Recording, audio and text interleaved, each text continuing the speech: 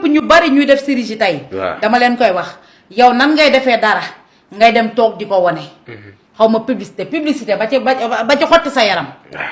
dama ne publicité ba dëgg naan maa ngi ni dem dugg ñu may xotti ci dañu waxante dëgg mais am na ñenn ci sénégalais. ñoo fawee seen vie nañ waxante dëgg tooñ yàlla ba pare di ko mbëlee amul fenn Abdou Khoudia ñun ñii ni ñu yàlla bindee tey ñu xaw a xees wala ñu ñuul.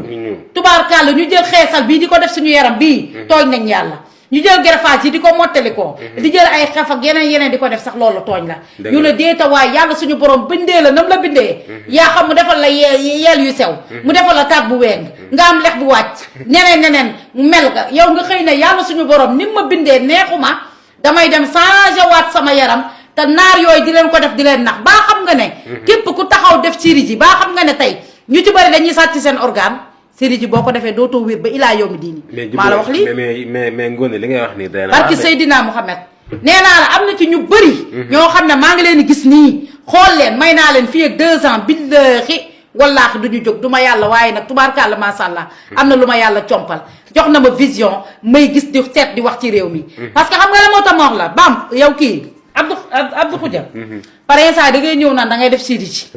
chirurgie booba ngay def fekk na tey am na benn kii benn multimilliardaire bu taxaw boo xam ne këram ni muy baatiree baaxul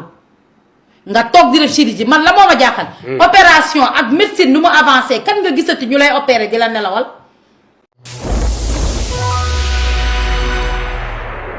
Sénégal Info TV, la Chine de tous les Africains, abonnez-vous.